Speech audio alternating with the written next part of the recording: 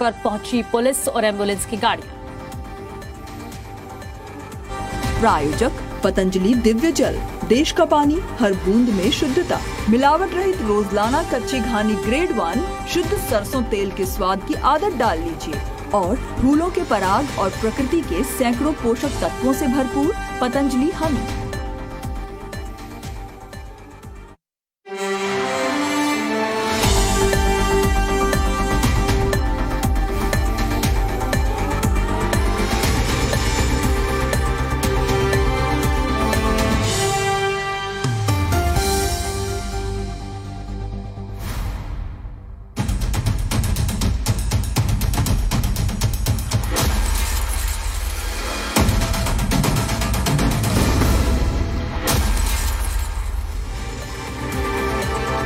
नमस्कार, स्वागत है आप सभी का। मैं हूं आपके साथ मनु तेवतिया। आप देख रहे हैं जी डेली एनसीआर। हरियाणा शाम के 5 बज चुके हैं और वक्त हो गया है बहस जरूरी है का।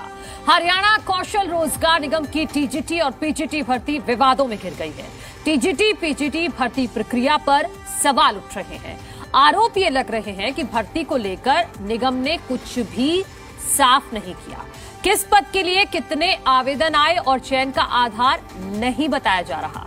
आरोप ये लगाए जा रहे हैं कि मेरिट के बावजूद भी काफी युवाओं का चयन नहीं हुआ है। कई अभ्यर्थी हाईकोर्ट जाने की बात भी कर रहे हैं और इस मुद्दे पर अब राजनीति भी शुरू हो गई है। कांग्रेस नेता रणदीप सुरजेवाला इस मुद्दे पर सरकार पर हमला बोल रहे हैं। पहले भी 3-4 बार स्टेट का पेपर दे चुका हूं। सरकार वैकेंसियां निकाल नहीं रही है।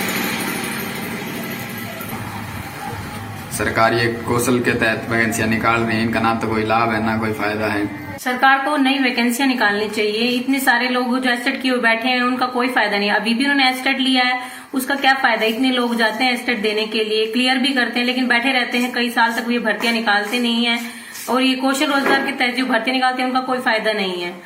इससे अच्छा तो प्राइवेट सेक्टर में काफी मिल जाता है। कौशल रोजगार के उसमें कोई फायदा तो है नहीं। कुछ सवाल भी आपके सामने रख देते हैं। हरियाणा में आखिर क्यों विवादों में घिरी है टीजीटी और पीजीटी भर्ती। सवाल नंबर 2, क्या मेरिट सार्वजनिक होनी चाहिए। सवाल नंबर 3, क्या टीजीटी पीजीटी भर्ती प्रक्रिया पर राजनीति शुरू हो गई है। क्योंकि कांग्रेस नेता रणदीप सुरजेवाला ने एक एक करके कम से कम 10 ट्वीट किए हैं और 10 सवाल सरकार से पूछे हैं। वहीं इनेलो की तरफ से भी कहा जा रहा है कि बच्चों के भविष्य के साथ खिलवाड़ किया जा रहा है। शिक्षकों की कमी का भी जिक्र विपक्ष की तरफ से किया जा रहा है। तो इन तमाम सवालों के जवाब लेंगे हम बीजेपी प्रवक्ताओं से और बाकी जो मेहमान हमारे साथ जुड़ेंगे उनसे भी हम समझेंगे कि आखिर विवाद क्या है, कहां विवाद है, क्या क्या सवाल है। सब समझेंगे कि इस पूरी भर्ती प्रक्रिया में जिसके लिए 4144 ऑफर लेटर सरकार की तरफ से दिए जा चुके हैं, जिसमें से 23 नवंबर को 2075 दिए गए, 2 दिसंबर को 2069 दिए गए। इनमें आखिर क्लियरिटी क्यों नहीं है। चयन किस आधार पे हुआ, सिलेक्शन किस आधार पे हुआ, कितने बच्चों ने अप्लाई किया, कितने नंबर कौन से सब्जेक्ट में मिले, मेरिट का फैसला कैसे किया गया और जो कैंडिडेट भर्ती हुए हैं जिनका सिलेक्शन हुआ है उनकी क्वालिफिकेशन और मेरिट आखिर क्यों सार्वजनिक नहीं की जा रही है। इसी को लेकर विपक्ष सवाल उठा रहा है।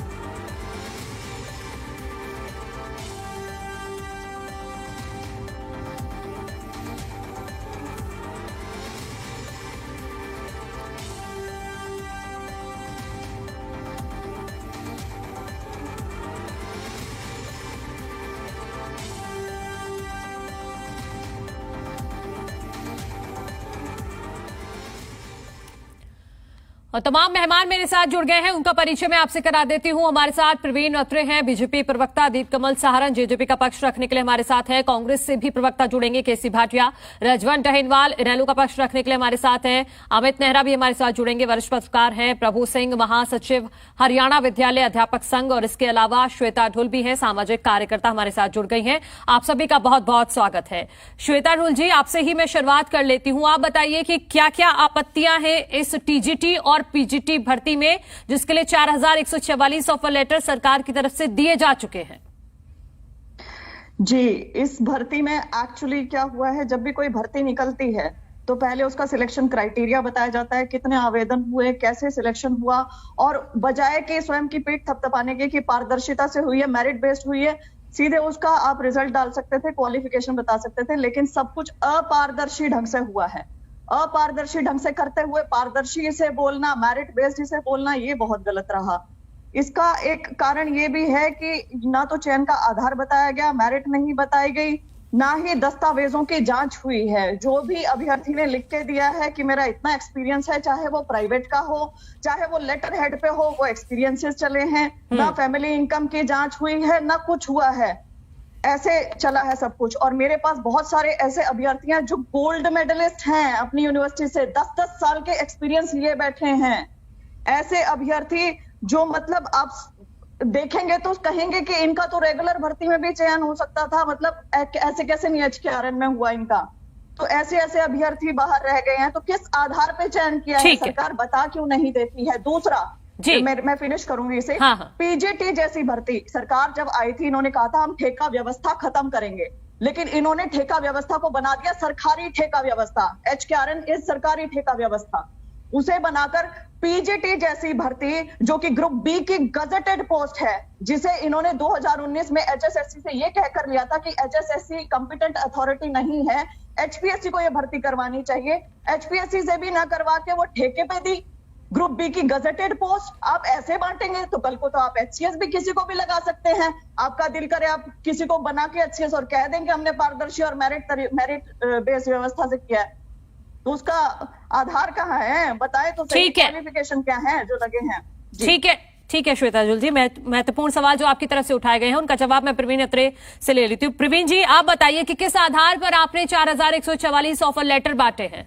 ठीक है, अत्रे साहब के पास मैं जाऊंगी, उनसे जवाब संपर्क नहीं हो पा रहा है। दीपकमल सारंग जी है हमारे साथ, पीसीआर आप मुझे बता दीजिए दीपकमल सारंग जी है तो उनसे जवाब ले लेती हूँ। प्रवीण जी आ रही है आपको आवाज? दीपकमल जी आ रही है आवाज? हाँ, मैं सुन पा रहा हूँ। हाँ जी, तो आप बताइए कि जो 4144 ऑफर लेटर बांट दिए गए आपकी तरफ से, ये किस आधार पर बांटे गए हैं? कितने बच्चों ने अप्लाई किया, कितनों का सिलेक्शन हुआ है, क्राइटेरिया क्या था, किस चीज में कितने नंबर मिले हैं, मेरिट का क्या आधार था? ये जो मूल सवाल है इस भर्ती को लेकर उठ रहे हैं, इनका जवाब आप दीजिए। देखिए, अगर अभी पिछले सप्ताह जिस तरीके से ये भर्तियों के लिए लोगों को ऑफर भेजा गया है और उनसे उनकी सहमति ली गई है, उसके बाद जिन लोगों ने सहमति जताई है उनको उनके जैसा उन्होंने चॉइस रखी उसके हिसाब से जो पॉसिबल थे वो डिस्ट्रिक्ट अलॉट हुए हैं और उसके बाद स्टेशन भी अलॉट हुए हैं। और उसमें काफी सारे लोग ऐसे हैं जिनका HTET पास नहीं है या बाकी चीजें नहीं है, वो लोग उन लोगों के ऑफर लेटर रोके भी गए हैं। तो मैं मानता हूं कि अभी तक भर्ती प्रक्रिया जो है वो पूरी हुई नहीं है, उसके अंदर चीजें चल रही हैं। और क्योंकि सरकार की तरफ से ये पहला प्रयास है, इससे ज्यादा अच्छी तैयारी हो सकती थी, इससे ज्यादा अगर पारदर्शिता की बात है तो वो हो सकती थी, लेकिन तो भर्ती प्रक्रिया पूरी नहीं हुई है, इस वजह से इसका क्राइटेरिया रिवील नहीं किया जा रहा है, सार्वजनिक रूप से बताया नहीं जा रहा है कि आखिर किस आधार पर ये मेरिट हुई है। तब बताया जाएगा क्या जब भर्ती प्रक्रिया पूरी हो जाएगी? जहां तक क्राइटेरिया है, चाहे ये भर्ती हो, चाहे तो सरकार की दूसरी कॉन्ट्रैक्ट की भर्तियां होती हैं या ऐसी भर्तियां जिनके अंदर ना लिखित परीक्षा होती है ना इंटरव्यू होता है, उन सभी का जो तय फार्मूला है वो जो भी एप्लीकेंट होता है उसकी तरफ से जो जानकारी दी जाती है उसको वेटेज देके उसके जो मार्क्स बनते हैं, क्वालिफाइंग जो एजुकेशन चाहिए होती है उसके अंदर जितने मार्क्स होते हैं और जितने साल का वो एक्सपीरियंस बताता है, सत्यापित करके जो उसके अंदर लगाता है कितने साल का एक्सपीरियंस है, उसके हिसाब से वो कंप्यूटर का फॉर्मूला है, वो सभी पे समान रूप से लागू होता है। वो अगर जो कैंडिडेट्स हैं उनको नहीं पता है या फिर जनरल पब्लिक के लिए उसको कहीं पर उसका एक विज्ञापन देकर नहीं बताया गया है, तो ये एक पहलू हो सकता है कि जो डिमांड करने पर सार्वजनिक किया जाए या किया जाना चाहिए था। लेकिन ये तय है कि क्योंकि सारा कुछ फॉर्मूला और सारी जो बातें हैं वो कंप्यूटर से और सॉफ्टवेयर से और एक एल्गोरिदम से बनती हैं, इसलिए उसमें भेदभाव की अगर कोई बात सोचता है तो वो मैं मानता हूं कि उसको खुद सोचना चाहिए कि कंप्यूटर के अंदर जब हमें कोई भी फॉर्मूला फीड करते हैं या कोई भी सॉफ्टवेयर उसको डिसाइड करता है तो वो जितने भी एंट्रीज उसके अंदर की जाएंगी उन पर उसी फॉर्मूला के हिसाब से एप्लीकेबल होगा और उसी के हिसाब से मेरिट लिस्ट बनेगी। तो ये जैसे मैंने शुरू में ही कहा, नहीं दीपकमल जी, कम से कम जो जिनका चयन नहीं हुआ उनको ये तो पता चल जाए ना कि उनका चयन आखिर क्यों नहीं हुआ, कहाँ कमी रह गई। अगली बार वो अच्छे से तैयारी कर लेंगे और कम से कम ये तो पता चलना चाहिए ना। मनु, अब यही तो फर्क है ना। अब आप कह रहे हैं कि वो तैयारी कर लेंगे, इसमें तैयारी का विषय ही नहीं है, इसमें परीक्षा थोड़े ली गई है। किस बात की तैयारी करेंगे? इंटरव्यू की, परीक्षा की, किस चीज की तैयारी करेंगे? और जहां तक ये बात है कि उनके अनुभव का, कितने साल का उनको टीचिंग एक्सपीरियंस है, उसकी उनको वेटेज मिलेगी, ये सबको पता है, ये सबको बताया गया है। सबको ये बताया गया है कि कितने साल के एक्सपीरियंस के कितने नंबर है, गोल्ड मेडलिस्ट है, और बताइए क्या चाहिए। अब मैं एक इंडिविजुअल केस पर तो यहां पर बात नहीं कर पाऊंगा। अगर आपको यूं लगता है कि आपको ये एक चीज कहकर और उसका मूल्यांकन हम यहां पर बैठकर बिना हाथ में उनके कागज देखे कर दे, तो ये इतना हल्का काम मैं तो नहीं कर सकता। ठीक है, श्वेता रुल जी कुछ कहना चाह रही है, हाँ आपने रखी बात। जी, यदि ये सॉफ्टवेयर का काम है ना, तो आपको अध्यापकों की भर्ती ठेके पर करनी ही नहीं चाहिए। ठेके पे आप लगाएं, पियोन ठेके पे ले जाएं, क्लरिकल स्टाफ, अध्यापक आपको ठेके पर नहीं लगाने चाहिए। ये बेहद गलत है। और ग्रुप बी की गजेटेड पोस्ट लगाई है आपने, जो एक संवैधानिक संस्थान करवाता है जिस पोस्ट को, उसको लगाना आप कहां तक सही मानते हैं इसे? मैं आपको एक कागज भी दे दूंगी, हल्की बातें मैं करती नहीं हूँ, फैक्ट बेस्ड बातें करती हूँ, और फैक्ट्स मैं सारे के सारे डाल रही हूँ। आप जानते हैं कि इसमें क्राइटेरिया क्या है? HKRN की वेबसाइट खोलेंगे तो उसमें एनुअल फैमिली इनकम क्राइटेरिया है। इनकम कब से क्राइटेरिया होने लगा किसी भी भर्ती में, चयन प्रक्रिया का? आप EWS परमानेंट भर्ती में कर सकते हैं, आप इसमें कर सकते हैं क्या? ठेके वाली भर्ती में एज क्राइटेरिया बनाया हुआ है, इनकम क्राइटेरिया बनाया हुआ है। Income can not be criteria for any भर्ती यहाँ पर। और जब हम TGT की भर्ती का जिनको पहले नंबर पे जिनका नाम है, यदि उनकी थोड़ी जांच पड़ताल करवाते हैं और आप अपने खुद के सरकारी कागज देखते हैं, तो उनकी इनकम 34.5 लाख है सर, 35 लाख है उनकी इनकम। तो ये बहुत गजब वाली भर्ती हुई है और इसमें बहुत ज्यादा गड़बड़े हैं। आपको चयनित करने से पहले, उनको ऑफर लेटर देने से पहले, माननीय मुख्यमंत्री के फोन करने से पहले आपको क्वालिफिकेशन की जांच करनी चाहिए थी, दस्तावेजों की जांच करनी चाहिए थी, एक्सपीरियंस की जांच। ठीक है, इसका और जवाब दे दीजिए दीपकमल जी, फिर मैं बाकी मेहमानों को भी चर्चा में शामिल करती हूँ। क्यों नहीं की गई? किसी भी सर्टिफिकेट की जांच ही नहीं की गई है। देखिए, मैं मानता हूं कि अगर किसी भी बात पर कोई ऐतराज है तो उसमें कोई आवेश में आने से या भावुक होने से उस बात में कोई वजन नहीं आता है। जो पहले बातें कही गई थी उनसे अब आगे की दूसरी बातें, नई बातें जो मेरे सामने रखी गई हैं, वो ये कि भर्ती पर अध्यापकों को क्यों लगाया गया, जो दूसरे कर्मचारी हैं उन लोगों को ठेके पर, कॉन्ट्रैक्ट पर क्यों लगाया गया है, या फिर जो कौशल निगम की जो जॉब है, जो पक्की जॉब नहीं है, उनको दूसरे पदों के लिए लगा लिया जाए, लेकिन अध्यापकों को नहीं लगाना चाहिए। एक तो मूल सवाल ये है। देखिए, इसके बारे में तो एक सैद्धांतिक सरकार के स्तर का फैसला है, और मुझे नहीं लगता कि देश में कोई भी राज्य ऐसा होगा जहां पर कॉन्ट्रैक्ट की जॉब्स नहीं है। दिल्ली में भी हमने, जहां पे चाहे वो उसको शिक्षा मित्र या क्या नाम देते हैं उसके हिसाब से, उससे हमारे जो इससे पहले की सरकार थी, कांग्रेस पार्टी की, भूपेंद्र सिंह हुड्डा की सरकार थी, उसके अंदर कितने गेस्ट टीचर लगे थे और आज तक वो कॉन्ट्रैक्ट पर चल रहे हैं, ये एक अलग पहलू है। और अगर इस पर बड़े स्तर पर कोई बात ये होनी है कि कॉन्ट्रैक्ट पर नौकरियां होनी ही नहीं चाहिए, या कौशल निगम जैसे किसी संस्थान के जरिए नौकरियां होनी ही नहीं चाहिए, सिर्फ HPSC HSSC के जरिए ही नौकरियां होनी चाहिए, तो ये एक बड़ा प्रशासनिक और राजनीतिक फैसला है। उसके अंदर सिर्फ आप और हम बैठकर, या फिर कैंडिडेट बैठकर जो कि नौकरी पाना चाहता है, वो अकेला, उसका पार्टी नहीं है, वो अकेला तय नहीं कर सकता है।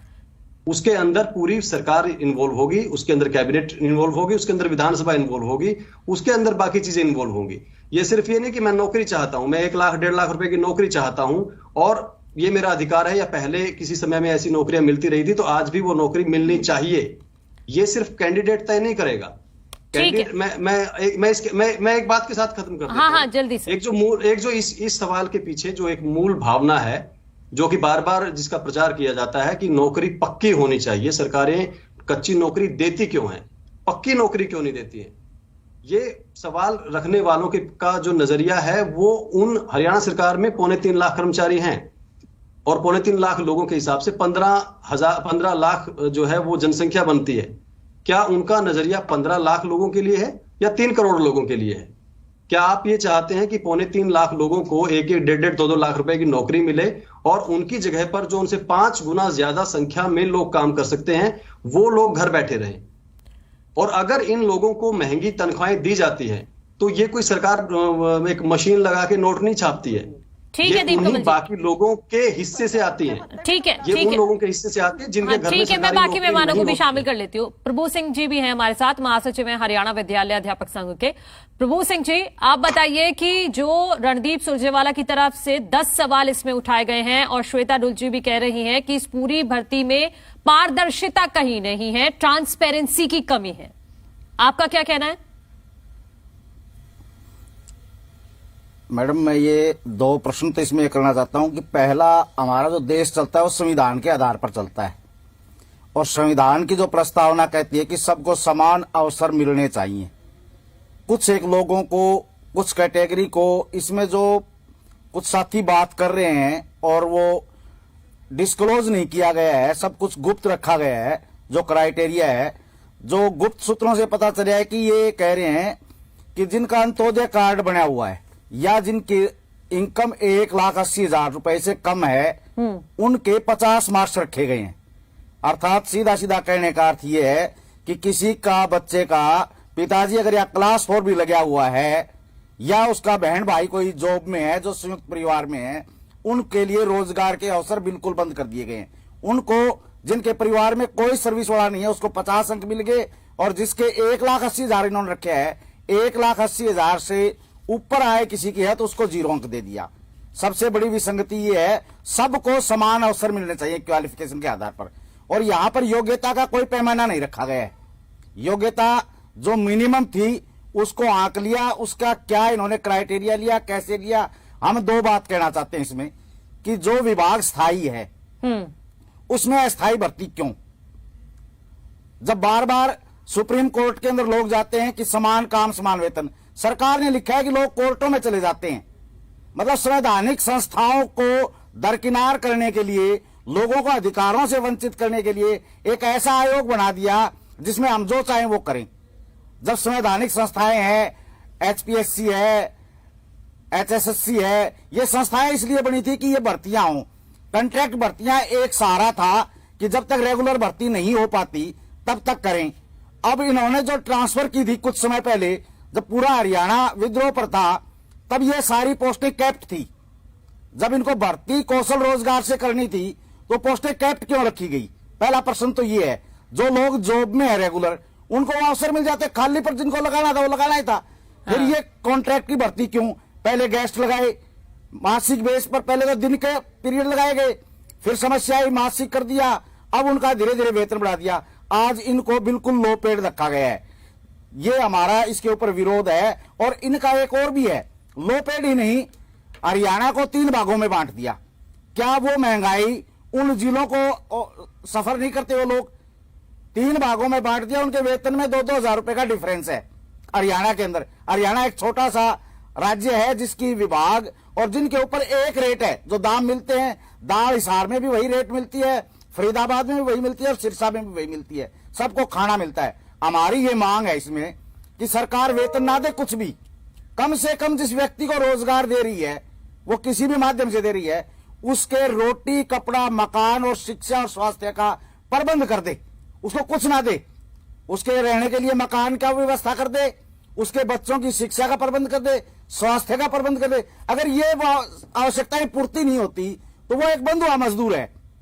जो पुरानी व्यवस्था थी भी उसके बच्चों को कुछ ना मिले, उसको 2 टाइम की रोटी मिलती रहे, इससे आगे नहीं। और जो 1,80,000 की इनकम का इन्होंने आंकड़ा लिया है ताकि ये लोग जो इन्होंने लगा दिए हमने, ये 1,80,000 से बाहर हो जाए। सभी लोग संपन्न है, पूरा हरियाणा साधन संपन्न है। और ऐसे लोग जो अस्थायी रोजगार में है, जिनकी सेवा सुरक्षा की कोई गारंटी नहीं है, पूरे टर्म के अंदर अगर उसको हम ये मान लें कि सरकार उसको 58 साल तक सर्विस देगी तो 2 बार पूरे जीवन में 2 बार उसको 1,000 रुपए रेमुनरेशन दिया जाएगा। बेसिक का 10% कह रही है। और कोई डीए नहीं मिलेगा उसको कभी भी। ठीक है। ना कोई और मेडिकल भत्ते की सुविधा है, ना कोई और सुविधा है। ठीक है प्रभु जी, मैं आऊंगी आपके पास, आऊंगी। रजवन डहीनवाल जी, रजवन जी, आप बताइए कि आपको क्या आपत्ति नजर आ रही है इस पूरी भर्ती प्रक्रिया में? मनु जी, आपत्ति तो देखिए, आप हमारे यहाँ पर पैनल में और भी साथी बैठे हैं, उन्होंने सारी चीजें इस पे क्लियर कर दी, लेकिन उसके बावजूद भी मैं बताना चाहूंगा कि कोई भी भर्ती अगर होती है तो सबसे ज्यादा चीज जो उसमें होती है वो होती है पारदर्शिता। और जब यहाँ पर सवाल ये उठ रहा है कि पारदर्शिता ही नहीं है, अगर इन्होंने एप्लीकेशन वगैरह कोई मांगी थी तो उसके लिए सबसे पहले तो ये बताया भी जाता है, आमतौर पर जो भी भर्ती होती है तो उसमें एक लिस्ट जारी हो जाती है कि इतनी एप्लीकेशन आई, और उस एप्लीकेशन में इतनी स्क्रूटनी भी की जाती है, कोई रिजेक्ट भी किया जाता है, कुछ तो किया जाता है, फॉर्मेलिटीज अपनी जो भी होती है पूरी की जाती है, डॉक्यूमेंट वेरिफिकेशन भी की जाती है। लेकिन यहाँ पर ऐसा कुछ भी नहीं हुआ। असल में ये जो सरकार है, ये ऐसा कोई पहला मामला नहीं आया जिस पर सरकार पर उंगली उठी हो। अभी हमारे एक साथी कह रहे थे कि 1-1.5 लाख रुपए की कॉन्ट्रैक्ट की भर्ती, मैं ये इनसे पूछना चाहूंगा कि ऐसी कौन सी भर्ती है जिसमें कॉन्ट्रैक्ट पे 1-1.5 लाख रुपए दे रहा है, यानी ठेके पे अगर किसी व्यक्ति को 1-1.5 लाख रुपए दिया जा रहा है और उसका कोई भर्ती, उसकी कोई भी प्रक्रिया पूरी नहीं की जा रही, तो इसका मतलब ये एक कहावत इनके ऊपर पूरी तरह लागू होती है जिसमें ये कह सकते हैं कि मुंह देखकर टिक्का करना, वो भारतीय जनता पार्टी के ऊपर लागू करती है। आज ये जो सिलेक्शन प्रोसेस था, इसमें एक रिजर्वेशन पॉलिसी आती है, ना तो इन्होंने रिजर्वेशन पॉलिसी को फॉलो किया, इसमें किसी भी तरह का वो नहीं है। ऐसे पहली बार नहीं हुआ, लगातार ये हुआ है। ये लोग जब सत्ता में आए थे तो इन्होंने कहा था कि हम ठेका प्रथा को हटाएंगे, लेकिन इन्होंने ठेका प्रथा को हटाने की बजाय इन्होंने बढ़ाने का काम कर दिया। आज जो शिक्षक है, जो समाज में एक ऐसी दृष्टि से देखा जाता है, गुरु की दृष्टि से देखा जाता है, वो गुरुजी अगर ठेके पर रहेंगे तो वो बच्चों को शिक्षा किस हिसाब से देंगे? उनको तो दिन रात ये रहेगा कि पता नहीं मुझे कब हटा दिया जाएगा। उनको ये तो निर्धारित भी नहीं किया गया कि हो सकता है समय आने पर आपको परमानेंट कर दिया जाए, ऐसा भी कुछ नहीं है। उनको ये भी नहीं बताया गया कि आप कब तक यहाँ पर नौकरी में रहेंगे, हो सकता है रेगुलर भर्ती हो जाए तो आपको हटा दिया जाए। वो शिक्षक तो टेंशन में रहेगा, वो बच्चों को पढ़ाएगा कहाँ पे? दूसरी बात एक आती है कि एक सरकार ने जब ये नोटिफिकेशन 2019 में जब जारी किया तो इन्होंने HSSC की तरफ से जारी किया गया था ये, और 2021 में कहते हैं कि HSSC इसके लिए कॉम्पिटेंट नहीं है। मतलब एक गेजेटेड पोस्ट को ये HSSC की तरफ से कर रहे थे, HPSC इसके लिए बोला HPSC इसकी भर्ती करेगी, और HPSC और HSSC इसके लिए एलिजिबल है ही है, HSSC एलिजिबल नहीं है। लेकिन ये जो इन्होंने कौशल रोजगार निगम बनाया है ये भर्ती कर लेगा। तो ये सोच दर्शाता है इनकी कि कहीं ना कहीं इस भर्ती में बड़ी धांधली होने की आशंका है। जो लोग आज जिस प्रकार से श्वेता ढुल जी बता रहे थे कि कुछ लोग ऐसे हैं जिन्होंने ऑब्जेक्शन किया है, और वो ऑब्जेक्शन इसी वजह से किया है कि उनको ये तो पता लगना चाहिए कि हमारी कमी कहां पर रही। हो सकता है हमारे एक्सपीरियंस में कोई कमी हो सकता है हमारे से ज्यादा कोई पढ़ा लिखा व्यक्ति हो। तो ऐसा कोई भी व्यक्ति जब वहां पर अगर भर्ती से वंचित रह जाता है तो वो जरूर इस चीज सरकार के जो भर्ती प्रक्रिया है उस पर उंगली भी उठाता है, और सरकार को इस चीज को बिल्कुल पारदर्शी, बिल्कुल खुली किताब करके रखना चाहिए कि हमने ये जो लोग लिए हैं इन नियमों के तहत लिए गए हैं। ये कहीं ना कहीं सरकार के सोची समझी चाल के तहत ये प्रक्रिया अपनाई गई, अपने लोगों को आगे बढ़ावा देने का काम किया इन्होंने। ठीक है, एक बड़ा आरोप आप लगा रहे हैं, उसका जवाब मैं लूंगी दीपकमल जी से, क्योंकि आज बीजेपी के प्रवक्ता नहीं जुड़े हैं तो मुझे उनके सहयोगी पार्टी से ही सारे जवाब लेने पड़ेंगे। अमित नेहरा जी, हाँ आऊंगी आपके पास, 1 मिनट प्रभु जी। अमित नेहरा जी को भी शामिल कर लेते हैं। अमित जी स्वागत है आपका, थोड़े सा लेट आप जुड़े थे। अमित जी, आप मेरे दर्शकों को ये क्लैरिटी दीजिए कि आखिर ये पूरा जो प्रोसेस है टीजीटी और पीजीटी भर्ती का, ये कैसे होता है? क्योंकि विवाद हो रहा है ट्रांसपेरेंसी का कि आपने किस आधार पर ये ऑफर लेटर दे दिए। 4144 ऑफर लेटर सरकार की तरफ से दिए गए हैं। विपक्ष ये कह रहा है कि कोई ट्रांसपेरेंसी नहीं है, किसी चीज का रिवील ही नहीं किया गया कि किसको कितने किस चीज में नंबर मिले हैं या फिर कितने नंबर दिए गए हैं किस चीज में।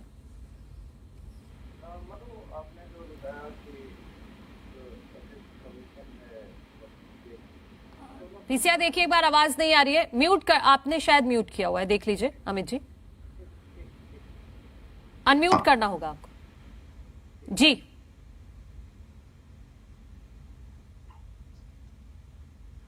मैं कह रहा हूं कि जो एसएस कमीशन है और एचपीएससी है, जो कमीशन है, दोनों संवैधानिक संस्थाएं हैं। उनके एक क्राइटेरिया होते हैं, एक पैटर्न होता है कि आपको इस आधार पे काम करना है।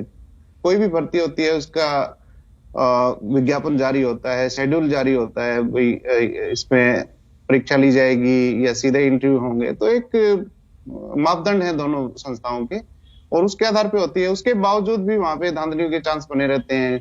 बहुत सारी जो सिलेक्शन है उनकी चैलेंज हुई है और हारे भी हैं, कमीशन भी हारा है, दोनों कमीशन हारे हैं वहां पे। अभी आपको पिछले कुछ दिन में आपको पता हो कि 2002 में जो HCS की भर्तियां हुई थी 2002 की, वो प्रमोट भी हो चुके हैं, IAS भी बन चुके हैं मेरे ख्याल से।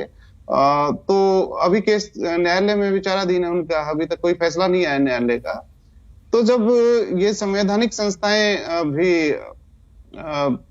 गड़बड़ में हैं, लोगों की शक के दायरे में हैं, वहां पे फेयर सिलेक्शन नहीं होता, तो ये जो नया कौशल निगम है, इसकी जो भर्ती है वो बिल्कुल एक उदाहरण है कि जो गेस्ट टीचर पिछली कांग्रेस सरकार में भर्ती हुए थे, तो ये बिल्कुल डिट्टो वही है, उसमें कुछ भी नहीं बदला। आप ये मान के चलें कि थोड़ा सा इसको और ज्यादा व्यवस्थित तरीके से कर दिया। गेस्ट टीचर में तो क्या था कि प्रिंसिपल हेडमास्टर्स के पास पावर थी, तो इसमें तो सेंट्रलाइज पावर सरकार ने अपने हाथ में ले लिया, अपने हिसाब से भर्ती कर दी। एक बात आई कि भर्ती जो ये हुए हैं कौशल निगम के मार्फत जो शिक्षक, तो उनका जो डेटा है, रिजल्ट है, वो रिवील क्यों नहीं कर रहे हैं। तो एक तरक ये भी आया कि वो सारा जो मामला हुआ है वो कंप्यूटर ने किया है। तो कंप्यूटर से अगर ये बात हुई है तो उसमें तो 1 सेकंड का भी नैनो सेकंड लगता है कि उसको रिवील करने में डाटा भी। आप उसको वेबसाइट में डाल दीजिए, लोग बाग देख लेंगे, चेक कर लेंगे। उसमें ये नहीं कि आपको कहीं से डाटा लेना पड़ेगा, वर्षों लगेंगे, कई साल लगेंगे, 10 साल लगेंगे, 20 साल लगेंगे। वो तो एक ही नैनो सेकंड में आप सारा डाटा दे सकते हैं, उसमें कोई चांसेस नहीं। लेकिन नियत में खोट हो तो चीजें छिपाई जा सकती है। मैं ये नहीं कह रहा हूं कि पिछली सरकार जो थी दूध की दूली है, उससे पहली थी वो भी दूध की दूली है। ये तो भर्तियों में घोटाला तो होता रहा है, ये तो एक सनातन और एक चिरंतन प्रक्रिया है जो जारी है हरियाणा। ठीक है जी मनु, ठीक है। एक महत्वपूर्ण सवाल आपकी तरफ से उठाया गया है, उसका जवाब मैं लूंगी। एक छोटा सा ब्रेक लेना पड़ रहा है, उसके बाद चर्चा को यहीं से आगे बढ़ाते हैं।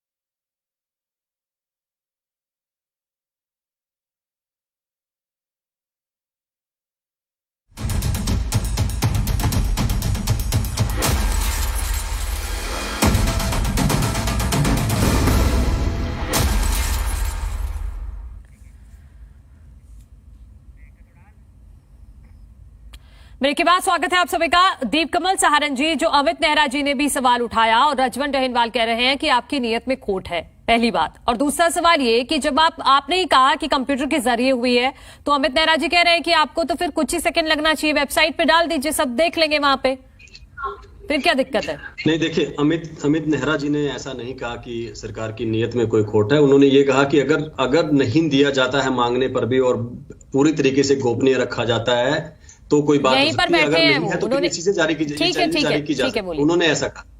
ठीक है, बोलिए। और इंडियन नेशनल लोकदल के जो प्रवक्ता हैं वो जरूर सोचेंगे ऐसा, लेकिन मैंने इनसे पहले ही, अगर आपको ध्यान हो, अपनी पिछली बात के जवाब में आखिर में ये बात कही थी कि क्योंकि जो भी प्रोसीजर अपनाया गया है, जो भी वेटेज दी गई है जिन चीजों की, वो कंप्यूटर कंट्रोल्ड है। वहां पर एक प्रोग्राम के जरिए उनकी मेरिट लिस्ट बनी है जिसके अंदर फिक्स है कि एज के हिसाब से हो, चाहे इनकम के हिसाब से हो। वही लिस्ट आप डाल दीजिए ना वेबसाइट पर, सब लोग देख लेंगे वहीं से।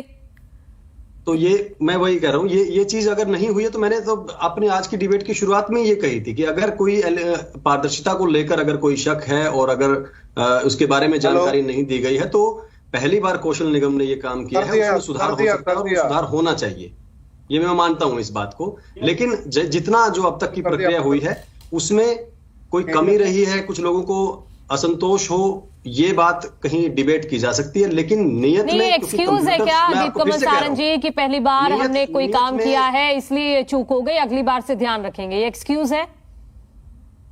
एक्सक्यूज क्यों है? मैं आपको इतने स्पष्ट तरीके से बोल रहा हूं कि अगर पहली बार कोई भी काम, और बीच में एक बात जैसे हो रही थी कि इस पर पहली बार हो रहा है, नहीं मुझे बताइए कि पहली बार अगर कोई सरकार कोई काम कर रही है तो फिर तो और भी निष्ठा के साथ और भी क्लियरिटी के साथ करना चाहिए ताकि इस पे कोई विवाद ना खड़ा हो, लोगों को विश्वास जगे आपकी सरकार पे, तब तो और ध्यान रखना चाहिए अगर पहली बार कर रहे हैं तो। देखिए, विपक्ष के लोग अगर कोई सवाल खड़े करते हैं या फिर निष्ठा पर कोई बात कहते हैं तो इसका मतलब ये नहीं है कि उसके अंदर कोई 100% सच्चाई है, ये आप नहीं कह सकते हैं। अगर नहीं तो फिर बता दीजिए सच्चाई नहीं है तो कितने बच्चों ने अप्लाई किया, कितनों का सिलेक्शन हुआ, बताइए आप। कोई आपकी निष्ठा पर सवाल नहीं खड़े करेगा। ये जो 10 सवाल रणदीप सुरजेवाला की तरफ से पूछे गए हैं, ये वो बेसिक सवाल हैं जो इस भर्ती को लेकर बाकी सभी अभ्यर्थी पूछ रहे हैं, तो आप इनमें से जवाब दे दीजिए, कोई आपकी निष्ठा पर सवाल नहीं खड़े करेगा। तो मैंने आपसे कहा तो कि ये अगर बातें, ये चीजें अगर पब्लिक डोमेन में चाहिए हैं और नहीं है तो ये दी जा सकती हैं, ये दी जानी चाहिए, इनमें सुधार हो सकता है इस प्रक्रिया में, इस प्रोसीजर में। तो गलती मान रहे हैं ना जब मैंने शुरू में कहा था आपको कि भर्ती प्रक्रिया अभी चल रही है, हमारे साथ अगर जो जागरूक विपक्ष के लोग हैं या और समाज से जुड़े हुए लोग हैं वो इस बारे में औपचारिक रूप से डिमांड रखेंगे, कहीं पर अपनी कंप्लेंट देंगे, कोर्ट में जाएंगे या डिपार्टमेंट के पास जाएंगे तो ये चीजें दी जा सकती है, क्योंकि ये इस डाटा में मैं इस बारे में पूरी तरीके से आश्वस्त हूं कि कहीं पर भी मैनुअल सिफारिश या किसी के मन माने तरीके से चाहकर कोई एक भी सिलेक्शन नहीं मिलेगी। और मैं गंभीरता से दोबारा कह रहा हूं, जो फॉर्मूला लगाया गया है, जो क्राइटेरिया अपनाया गया है वो सभी पर एक समान रूप से लागू होगा।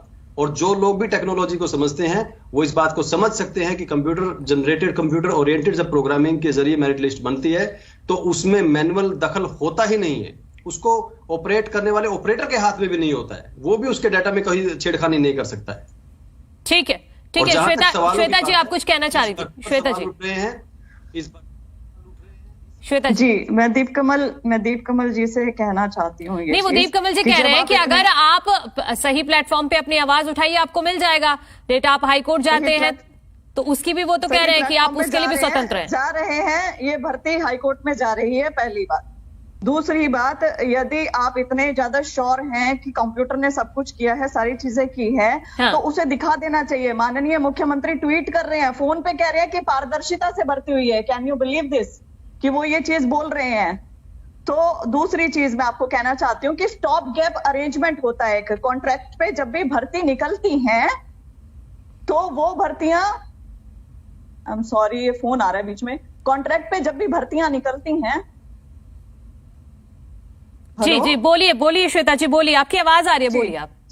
जी, कॉन्ट्रैक्ट पे जब भी भर्तियां निकलती हैं तो वो निकलती है कुछ समय के लिए। वो स्टॉप गैप अरेंजमेंट होता है कि जब तक परमानेंट भर्ती ना निकले तब तक के लिए हम लोग एक कॉन्ट्रैक्ट पे एक टेम्परेरी अरेंजमेंट कर रहे हैं। लेकिन ये लोग इतने शातिर हैं, मैं आपको बताऊं कि इन्होंने जो भर्ती टेम्परेरी निकाली है HKRN के थ्रू, परमानेंट में वो भर्ती निकाली ही नहीं। परमानेंट में अभी PGT की भर्ती निकली है लेकिन सारे के सारे पद गायब है। हिंदी, इंग्लिश, आपके सारे पंजाबी, संस्कृत, जितने लैंग्वेजेस हैं, केमिस्ट्री, फिजिक्स, बायोलॉजी, सोशियोलॉजी, आप ज्योग्राफी, मतलब जितने सब्जेक्ट्स बोले सब गायब है। मतलब ये सब टेम्परेरी से काम चलाना चाहते हैं। पहली बात, यदि इनकी नियत में खोट ना होता तो परमानेंट में भी वो भर्तियां निकलती। दूसरी चीज, TGT की भर्ती निकलती है और TGT की भर्ती में कुछ खामियों के चलते एडमिनिस्ट्रेटिव रीजंस कहकर वो भर्ती वापस ले ली जाती है और सेम टू सेम भर्ती उतने ही पदों के साथ HKRN में निकाल देते हैं।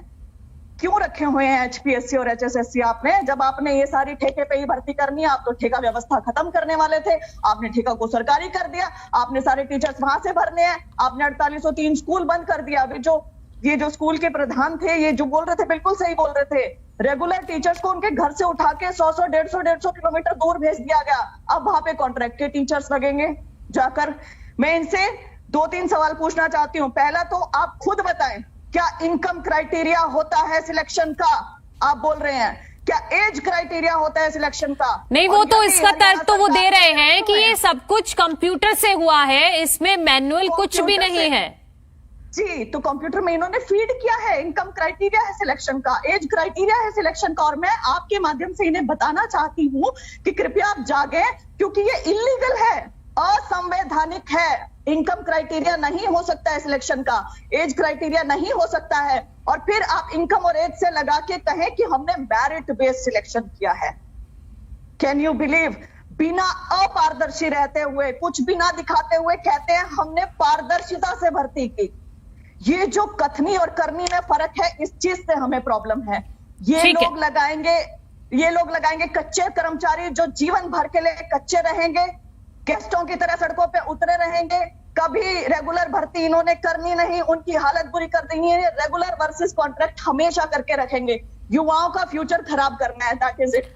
And please ask him one more thing कि ग्रुप बी की गजेटेड पोस्ट कैसे आप ठेके पे कर सकते हैं? ग्रुप बी की गजेटेड पोस्ट, तो क्या मैं इससे हम मान के चल सकते हैं कि आगे एचसीएस की भर्ती भी ऐसी आएगी ठेके पे?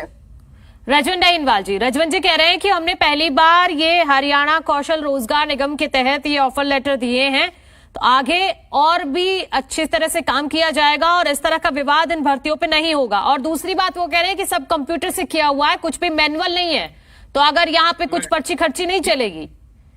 मनु जी, कंप्यूटर में अगर कुछ फीड किया है या आगे से ही कहीं से आया है फीड, तो किन्होंने कोई तो क्राइटेरिया बनाया होगा। हो सकता है 2-4 जो भी इसे सिलेक्शन प्रोसेस में जो भी लोग होंगे, उन्होंने कोई तो क्राइटेरिया बनाया होगा, वही तो कंप्यूटर में फीड किया होगा। तो वही तो चीज हम बार बार पूछ रहे हैं कि जो प्रोसेस इन्होंने बनाया वही लोगों के सामने रख दो। दूसरी चीज, अभी ये बार बार ये कह रहे थे कि 1.5 लाख रुपए की 1.5 लाख रुपए की सैलरी, ऐसी कौन सी सैलरी है, कौन सी नौकरी है जिसमें 1.5 लाख रुपए की सैलरी से और वो ठेके पे दे रहे हैं? एक बात, जब गेस्ट टीचर जब लगे थे तो गेस्ट टीचर्स को भी ये कहा गया था कि ठीक है, आपको टाइम पीरियड के लिए रख रहे हैं, जब आपकी रेगुलर भर्ती होगी तो आपको रेगुलर अपॉइंटमेंट दे दिया जाएगा, हो सकता है आपकी जगह और आदमी आ जाए। आज तक वो guest teacher as it is हैं। उसके बाद इन्होंने एक सरकार आई कांग्रेस की, उन्होंने आरोही स्कूल में टीचर्स लगाए थे, उनको भी आज तक परमानेंट नहीं किया गया। वो भी आज टीचर्स आज भी ऐसे ही धक्के खा रहे हैं, वो भी कभी सड़कों पर कभी कोर्टों में चक्कर काट रहे हैं। अब एक ऐसा ही प्रोसेस इन्होंने कर दिया। लेकिन इसमें जो मेन चीज जो मैं बता रहा हूं कि ना तो इन्होंने रिजर्वेशन पॉलिसी को फॉलो किया और ना ही ये जो क्राइटेरिया है इसका सिलेक्शन प्रोसेस उसको प्रॉपर फॉलो किया। ये लोग अब बार बार, अभी दीप कमल जी एक चीज कह रहे थे कि हमारा शायद ये हो जाए। मैं इनको एक चीज कंफर्म करना चाह रहा हूँ, हो सकता है दीप कमल जी को भी सिलेक्शन प्रोसेस के बारे में कुछ ना पता हो। अब भाई की मजबूरी है कि टीवी पे आ गए और इनको कुछ ना कुछ तो जवाब देना है। नहीं, 1 मिनट में पूछ लेती हूँ, बैठे हैं ना यहीं पे। दीप कमल जी, आपको पता है किस तरह से सिलेक्शन प्रोसेस अपनाया गया है? क्या सिलेक्शन प्रोसेस है? अगर कंप्यूटर से ही किया गया है तो क्या किसी सॉफ्टवेयर के जरिए किया गया है? उसमें डेटा फीड भी किया गया होगा अभ्यर्थियों का, सारी चीजें उनके बारे में जो जो चाहिए वो भी भरे गए होंगे। देखिए, इंडियन नेशनल लोकदल के प्रवक्ता डिबेट में आकर यहीं से जानकारी लेकर अपना टाइम निकाल रहे हैं। वो ये ना समझे कि जिस तरीके से वो आकर और यहीं से कुछ सुनी सुनाई बातें बोल के अपना काम निकाल रहे हैं, उस तरीके से हम कोई काम करते हैं। मैं ये बात कहना चाह रहा हूं, जो बीच में एक महत्वपूर्ण बात नहीं, इसका पहले ठीक है आप ये कहिएगा, लेकिन उस बात का भी जवाब दीजिएगा। आप बताइए जरा दर्शकों को बता दीजिए कि क्लियरिटी के लिए कि कैसे ये मेरिट लिस्ट किस आधार पे बनी है? कंप्यूटर में किसी सॉफ्टवेयर के जरिए आप लोगों ने किया है, डेटा फीड किया गया है, कैसे किया है? देखिए, सॉफ्टवेयर के अंदर जो उनकी इंफॉर्मेशन ली गई है, जो फॉर्म भरवाया गया है, उसके अंदर उनकी एजुकेशन क्वालिफिकेशन है, जो उनको टीचिंग के लिए जो डिग्री चाहिए, जो बीएड चाहिए या जो भी कोर्सेज चाहिए, वो उसके अंदर इंफॉर्मेशन है। सरकार से मान्यता प्राप्त उनका टीचिंग का जो एक्सपीरियंस है वो उनके अंदर वेटेज के अंदर शामिल है। साथ में जो वेटेज है वो जरूर है ये बात की इनकम के जो फैक्टर हैं वो और एज के जो फैक्टर हैं, क्योंकि मेरे भी कुछ जानकार हैं जिनकी एज ज्यादा होने की वजह से और इनकम के भी फैक्टर होने की वजह से वो सिलेक्शन प्रोसेस का हिस्सा नहीं, मतलब सेलेक्ट नहीं हुए हैं। प्रोसेस का हिस्सा बने लेकिन सेलेक्ट नहीं हुए हैं। और कुछ लोग जिनकी इनकम कम थी, जिनकी एज कम थी, उनको इसमें सिलेक्शन में फायदा मिला भी है। ये बात अपनी जगह सही है, लेकिन जहां तक सवाल एज का तो समझ में आता है, एज का तो होता है, लेकिन ये इनकम का क्यों?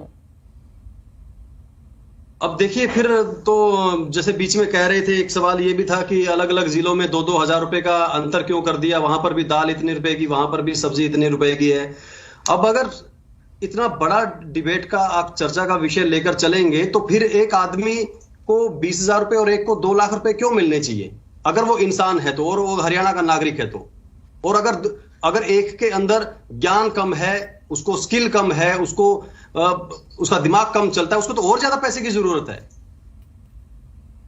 ये कहां लेकर जा रहे हैं? मतलब बातों को अपने को सही साबित करने के लिए, जस्टिफाई करने के लिए कि गुड़गांव में भी दाल इतने रुपए की है और जींद कैथल में, फतेहाबाद में भी इतने रुपए की है, तो वहां 2,000 रुपए। ये कब से हमने शुरू किया है क्या कि अलग अलग डिस्ट्रिक्ट में अलग अलग रेट्स होते हैं, अलग अलग डीए मिलता है, अलग अलग हाउस रेंट होता है? या तो आप दर्शकों को बेवकूफ समझ रहे हैं, या फिर आप पैनलिस्ट को, डिबेट को ऐसे समझते हैं कि कोई भी बात उछाल देंगे, वो उस वक्त, उस मिनट, 1 मिनट के लिए ठीक लगती है, इसलिए वो ठीक साबित करके आप निकल जाएंगे आगे। रणदीप सुरजेवाला जी ने आज ट्वीट कर दिए कि क्या कॉन्ट्रैक्ट पर भर्ती टीचरों की कर दी है और फिर HPSC HSSC क्या करेगी। जब गेस्ट टीचर रखे जा रहे थे, रणदीप सिंह सुरजेवाला उस सरकार में मंत्री थे। एक तो शर्म नहीं आती है ऐसे लोगों को ट्वीट करते हुए कि उनकी सरकार ने अध्यापकों को हरियाणा में पहली बार कॉन्ट्रैक्ट पर रखने की परंपरा शुरू की। उस कैबिनेट के अंदर शामिल थे, मंत्री थे। कम से कम ये कहे कि हमने भी रखे थे। केसी भाटिया जी हमारे साथ जुड़ गए। रुक जाइए 1 मिनट। केसी भाटिया जी, स्वागत है आपका भी। केसी जी, आपने सुना ही होगा, हरियाणा कौशल रोजगार निगम के तहत 4,144 ऑफर लेटर बांटे गए हैं, TGT और PGT। इसको लेकर विवाद हुआ है और आपके नेता की तरफ से बाकायदा ट्वीट करके कई सवाल पूछे गए हैं। जी देखिए, सवाल पूछना लाजमी है, खाली हमारी पार्टी, दूसरी पार्टियां भी पूछ रही हैं। ये जब मीडिया वाले इस बात को कवर कर रहे हैं कि ये PGT TGT टीचर के 483 लोग जो सिलेक्शन लिस्ट में थे, उनको लिस्ट से गायब कर दिया गया, उनको कहा कि आप इस सिलेक्शन लिस्ट में नहीं हैं, तो इस तरह के हम इसको धांधलेबाजी नहीं कहेंगे, मिसमैनेजमेंट कहेंगे इसको। तो ये किस तरह का इनका पोर्टल, हर बात पे पोर्टल ला रहे हैं, किसान के लिए पोर्टल ला रहे हैं, एम्प्लॉयज के रिकॉर्ड के लिए पोर्टल ला रहे हैं, सिलेक्शन के लिए पोर्टल ला रहे हैं। पोर्टल का उसको इनको समझ में नहीं आ रही बात। केसी जी, आपकी आवाज नहीं आ रही है पीछे। नहीं, आपकी आवाज नहीं आ रही है, पीछे की आवाज बहुत ज्यादा आ रही है। इसको प्लीज दुरुस्त कर लीजिए। दीपकमल जी, आप क्या कहना चाह रहे हैं? हाँ, प्रभु जी, आपकी आ रही हूँ आपके पास, जल्दी से देख लीजिए PCR। केसी जी की आवाज नहीं आ रही है।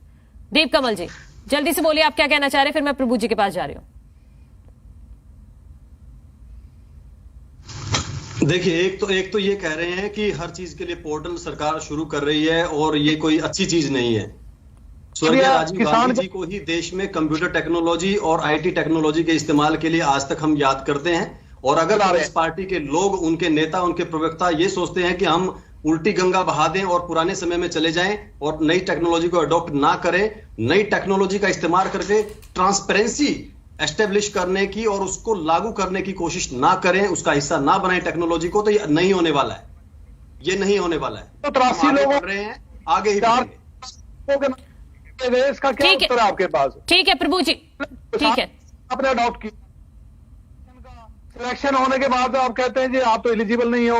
जब फार्म भरे, मुझे असली तो इसी बात का जवाब देना था, मैंने इसी बात के लिए हाथ उठाया था। 1 मिनट रुक जाइए बाप, 1 मिनट रुक जाइए। हाँ, रुक जाइए। जो उदाहरण थे, अब एक थोड़ा सा रुक तो जाइए भाटिया जी, थोड़ा सा तो रुक जाइए। जो बात आपने कही कि इतने लोगों का सिलेक्शन हुआ, इतने लोगों को सिलेक्ट करके उनको मैसेज भेजे गए या उनके रोल नंबर डाले गए कि ये लोग सिलेक्ट हुए हैं, और उनमें से कुछ लोगों को ज्वाइनिंग नहीं दी गई। यही है ना आपका मूल सवाल? और आप इसको आधार बना रहे हैं कि इसके अंदर गड़बड़ी है। 1 मिनट रुक जाइए। नहीं, वो मिसमैनेजमेंट कह रहे हैं, वो कह रहे हैं कि मिसमैनेजमेंट हुआ है। हाँ, मिसमैनेजमेंट का एक अलग पहलू है, वो एक अलग पहलू है। लेकिन जो ये हुआ है, जिन लोगों के ऑफर लेटर रोके गए हैं, वही वो इसका उदाहरण है कि जिन लोगों का एस्टेट क्लियर नहीं है या डॉक्यूमेंट्स में कोई उनकी एलिजिबिलिटी में कमी है, उन लोगों को अभी रोका गया कि नहीं, तो इन लोगों का क्लियर है। 4,144 जो लोगों को आपने ऑफर लेटर दिए हैं, इन लोगों का सब कुछ क्लियर है, सर्टिफिकेट क्लियर है, सब चीजें क्लियर है, डॉक्यूमेंट सारे क्लियर है। ये क्या तरीका है? इन लोगों की तरफ से सेल्फ डिक्लेयर्ड जो डॉक्यूमेंट्स अपलोड किए गए, जो इन्होंने इंफॉर्मेशन अपनी भरी, उसके हिसाब से ये लोग मेरिट लिस्ट में आए। सेल्फ डिक्लेयर्ड, लेकिन आप लोग भी करेंगे ना, उनका सत्यापन तो किया जाता है ना। सेल्फ डिक्लेयर्ड का क्या मतलब है? मनु जी, अब जब वो जाएंगे DEO के पास, स्कूल में प्रिंसिपल के पास ज्वाइनिंग के लिए, और उसके बाद जब एक एक चीज उनसे मांगी जाएगी, तब ऑफर लेटर के बाद होती है ये प्रक्रिया। एक मिनट, हाँ, ऑफर लेटर के बाद होते हैं बहुत सारी चीजें होती है ऑफर लेटर के। ऑफर लेटर अभी ऑफर लेटर तो बाद में दिया जाता है, पहले तो सर्टिफिकेट वेरीफाई करेंगे, आप देखेंगे कि ये अभ्यर्थी एलिजिबल है भी या नहीं, तभी तो आप देंगे। प्रोसेस तो यही होता है, ऑफर लेटर ही तब आता है। ये तो हमारी आपकी सबकी भर्ती प्रक्रिया ऐसे ही होती है। अब इस पे हम पिछले हफ्ते की एक डिबेट याद कर लेते हैं। पिछले हफ्ते एक डिबेट क्या थी कि सीईटी को क्वालिफाइंग कर देना चाहिए, कि सबको प्रोसेस में शामिल होने का मौका दिया जाना चाहिए, और हम उस पर लड़ रहे थे कि सीईटी का मतलब क्या रहेगा अगर हम सीईटी लेने के बाद भी 20 गुना या 50 गुना लोगों को आवेदन करने के लिए, अगले टेस्ट में बैठने के लिए, इंटरव्यू के लिए बुला लेंगे। यहीं पर बात हो रही थी ना मनु जी। तब यही विपक्ष के लोग कह रहे थे कि क्वालिफाइंग यानी कि सबको पार्टिसिपेट कर लेने चाहिए प्रोसेस में, उसके बाद छंटनी कर लो, इंटरव्यू में कम कर दो, अगले फाइनल एग्जाम में कम कर दो, लेकिन पहले सबको मौका, मैक्सिमम लोगों को मौका दिया जाना चाहिए। यही बात हो रही थी ना। आज ये पलटा खाया हुआ है, आज ये कह रहे हैं नहीं दीपकमल जी, जो प्रोसेस है वो प्रोसेस तो फॉलो किया जाएगा ना। प्रोसेस तो यही कहता है कि पहले आप डॉक्यूमेंट्स वेरीफाई कर लीजिए, उसके बाद ही किसी को ऑफर लेटर दिया जाता है। एक मिनट दूसरी चीज के साथ कंक्लूड कर लेता हूं, दो एग्जाम्पल। एक मिनट, सेल्फ डिक्लेरेशन वाली बात को दो बातों के साथ कंक्लूड कर लेता हूं, उसके बाद आप कर लीजिएगा। पहली बात गवर्नमेंट सेक्टर से बता देता हूं, सेल्फ डिक्लेरेशन जो है वो हम जैसे लोगों की ही डिमांड पर एग्रीकल्चर सेक्टर में, किसानों में, मैं खुद उस आवाज को उठाने वाला हूं कि जब किसी के यहां नुकसान होता है, बाढ़ से, बारिश से, तूफान से, उसको अपनी तरफ से सेल्फ डिक्लेयर करने की परमिशन मिलनी चाहिए, उसके बाद उसको चेक कर लो। ऐसा नहीं हो कि वो पहले बताने के लिए ही नहीं, ये दोनों बातें अलग है दीपकमल जी, ये तो दोनों ही बातें अलग है ना। सेल्फ डिक्लेरेशन और सेल्फ टेस्ट करने की बाकी जो चीजें हैं वो टाइम के साथ लोगों की डिमांड पर ही इंक्लूड हुई है सारे प्रोसेस में। और दूसरी बात जो आपने कहा कि बाद में चेक होते हैं, हम प्राइवेट सेक्टर में, क्योंकि ये कॉन्ट्रैक्ट की नौकरी है, ये एक कौशल निगम के तहत, पहले हम सीवी तो देते हैं अपना, उसी के अंदर लिखते हैं कि मैंने बीए कर रखी है, एमए कर रखी है, इतने नंबर है, इतने साल का एक्सपीरियंस है। उसके बाद तो सीवी पे जॉब थोड़ी मिल जाती है, सीवी पे थोड़ी जॉब मिल जाती है, उसके साथ उस सीवी के पीछे हमें सारे डॉक्यूमेंट्स अटैच करने पड़ते हैं, और उस डॉक्यूमेंट को अटैच करते हैं उनका वेरिफिकेशन होता है। कहीं से आप छोड़ कर आते हैं, वहां पर पिछली कंपनी में भी जांच की जाती है, उसके बाद आपको दिया जाता है ऑफर लेटर, उसके बाद आपके ऊपर है आप उसको एक्सेप्ट करते हैं या नहीं करते। कंपनी में भी भर्ती की जाती है तो उसके लिए पूरा प्रोसेस किया जाता है। सारी बातें अपलोड करवाई गई हैं उनसे, सारे डॉक्यूमेंट अपलोड करवाए गए हैं, वो वेरीफाई हुए हैं, वो वेरीफाई हुए हैं, वो जब अपलोड कर दिए हैं तो उनकी तरफ से डिक्लेयर्ड हो गया ना, उनकी तरफ से हो गया, आपकी तरफ से वेरिफिकेशन किया गया है कि जिस अभ्यर्थी ने ये डॉक्यूमेंट्स अपलोड किए हैं, ये डॉक्यूमेंट्स ठीक भी हैं या नहीं है, जाली तो नहीं है, फर्जी तो नहीं है, ये किया गया। अब जब आप कहीं अप्लाई करते हैं, 10वीं का लगाते हैं, क्या उस स्कूल में या सीबीएसई के पास कंपनी जाती है कि देखने के लिए कि इसकी नहीं, आप मुझे बताइए आपकी तरफ से किया गया या नहीं किया गया, किया गया या नहीं किया गया। मैं बता रहा हूं ना, उसका इस्तेमाल किया गया है मेरिट लिस्ट बनाने के लिए, और जो लोग सिलेक्ट हुए हैं उनके डॉक्यूमेंट वेरीफाई होंगे अब। ठीक है, और उसी वेरिफिकेशन का पार्ट है कि कुछ लोगों के ऑफर लेटर रोके गए हैं, ज्वाइनिंग रोकी गई है, वो मेनली उसके अंदर जो वजह वो एचटेट है। मेरे भाई 1/4 लोगों के मौका दिया गया है कि अब जो ठीक है दीपकमल जी, ठीक है, हाँ ठीक है दीपकमल। एक मिनट ये भी बता देता हूँ, जल्दी से 30 सेकंड, मेरे पास वक्त की कमी है, फिर जल्दी से। 3 और 4 तारीख को जो अभी जो एचटेट हुआ है, जिसका रिजल्ट हरियाणा सरकार बहुत जल्दी घोषित करने वाली है, इससे अगर वो जिन लोगों के ऑफर लेटर रुके उनके एचटेट क्लियर हो जाएंगे तो उनको ज्वाइनिंग भी दे दी जाएगी, ये भी बता रहा हूं मैं आपको। ठीक है, जल्दी से केसी भाटिया जी जल्दी से अपनी बात रख लीजिए, फिर मैं प्रभु जी आ रही हूँ आपके पास, माफी के साथ देर हो गई है। बात ये है कि आप सरकार नहीं दीपकमल जी प्लीज औरों को भी बोलने दीजिए, प्लीज प्लीज प्लीज। नहीं, अच्छी बात यह कि बहुत ज्यादा और एक बहुत एफिशिएंट एक ऑर्गेनाइजेशन वाली उम्मीद कर रहे हैं, हमारे लिए अच्छी बात है। ठीक है प्रभु जी आप अपनी बात रख लीजिए। देखिए इन्होंने 2077, एक तो हमारे साथी ने कहा कि कांग्रेस ने, दीपकमल जी आपने कहा कि कांग्रेस ने गेस्ट की भर्ती बहुत गलत की, तो उसको सरकार लोगों ने नकार दिया। आपने आश्वासन दिया था रेगुलर करेंगे, आपने जैसा किया वो सबके सामने है, तो क्या आप भी उसी राह पर चल पड़े कि ऐसे लोग लगाएंगे? आप कह रहे थे दाल के भाव के, आपने कहा एक देश में एक विधान हो, एक निशान हो, अब आप अलग अलग क्यों बांट रहे हो लोगों को? दूसरा आपने कहा कि 3 लाख कर्मचारी 1 लाख से ऊपर लेते हैं, क्या आपके पास डाटा है? कच्चे और पक्के सारे 3 लाख हैं, और जो ग्रुप डी के 3 के सभी 40,000 से नीचे काम करते हैं, उनकी संख्या मिलाइए। और जब बेल आउट पैकेज देते हैं कारपोरेट को तो करोड़ों रुपए की छूट दी जाती है। शिक्षा स्वास्थ्य जैसे महकमों के साथ ऐसा खिलवाड़ क्यों? आपकी कही हुई बातों के ऊपर आप कह रहे हैं। और सबसे बड़ी बात यह है कि ये जो निगम बड़े है, उमा देवी का कर्नाटक वर्सेस जो केस है, अगर उसकी रोशनी में देखें तो ये बिल्कुल इलीगल है। वो कहते हैं कर्ची भर्ती करनी नहीं है आपने, दो लोगों को क्यों रोज की रोज कोर्टों में घसीटते हो? उस उमा देवी केस के ऊपर चलेंगे और चलेंगे। इन लोगों के साथ भविष्य के साथ खिलवाड़ क्यों किया जा रहा है? और वो भी उन लोगों के साथ जिनको राष्ट्र का भविष्य तय करना है। कच्ची भर्ती है, पक्की नीति बना दी हमने। नीति तो वो हो जो लोगों के लिए सहायक हो, उसके रोजगार का साधन भी हो, उसके भविष्य का सहारा भी हो, उसकी मतलब चिंताएं मुक्त हो। वो ऐसी चीजें कह रहे हैं और बार बार ये कह रहे हैं कि उस सरकार ने ये किया इसलिए लोगों ने उनको बदला था। अगर वो अच्छा करते तो आपकी बारी नहीं आती। तो आपको अच्छा करना चाहिए ना, दूसरों को उदाहरण नहीं देने चाहिए। और उनके उदाहरण देके आप गेस्ट से भी कम की नौकरी दे रहे हो।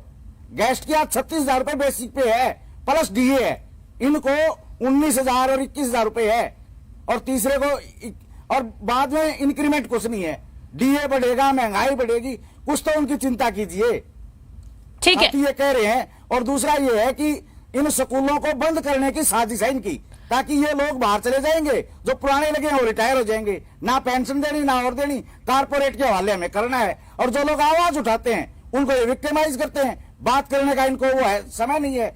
बात कोई व्यक्ति अगर लड़ रहा है तो प्लेटफॉर्म है, उसको बुला के बातचीत की जाए। लेकिन उनका ठीक है प्रभु जी, ठीक है। मेरे पास वक्त की कमी है, लेकिन केसी भाटिया जी आपका वर्जन एक बार भी मुझे नहीं मिल पाया। प्लीज केसी भाटिया जी, केसी जी आपकी आवाज नहीं आई एक बार भी। आपको अनम्यूट करना होगा, शायद आपकी आवाज नहीं आ रही है।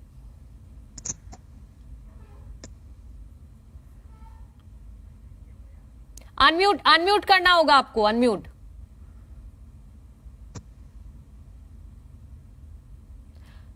पीसीआर देखिए, क्योंकि वक्त की कमी है। नहीं, हाँ बोलिए जल्दी। हाँ ये फिर बोलिए केसी जी।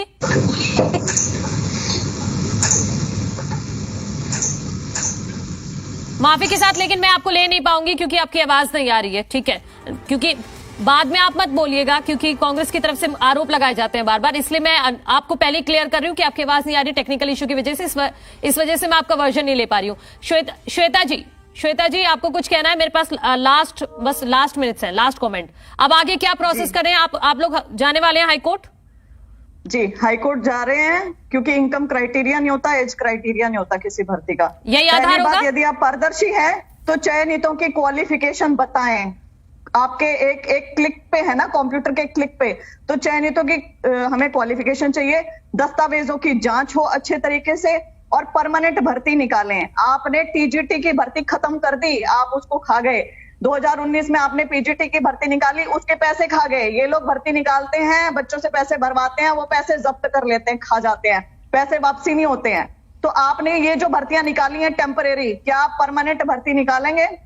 क्योंकि परमानेंट भर्ती में आपने ये नहीं निकाली है। स्टॉप गैप अरेंजमेंट आपने कॉन्ट्रेक्चुअल बोल के इन्हें रख तो लिया है, जीवन भर के लिए आप रखने वाले हैं इसे। मैं आज बोल रही हूँ टीवी पे आपके माध्यम से कि ये जीवन भर के लिए रहेंगे और ये जीवन भर लड़ते रहेंगे समान काम समान वेतन के लिए। ये इन लोगों को क्या करना होता है? 2 धड़े तैयार करने होते हैं हर एक भर्ती में। एक रेगुलर होता है, कॉन्ट्रेक्चुअल होता है। आपस में लड़ मरते हैं, सरकार आराम से ऊपर बैठ के देखती है। इन्हें बस अपने आंकड़े सुधारने थे बेरोजगारी के आंकड़े बहुत ज्यादा बढ़ रहे थे हरियाणा। ठीक है अमित नेहरा जी, इस पर मैं कमेंट लेना चाहती हूँ, क्योंकि अब देखिए 2024 भी नजदीक है और बेरोजगारी का मुद्दा बहुत जोर शोर से उठता है। क्या वो आंकड़ों में सुधार करने के लिए कदम है?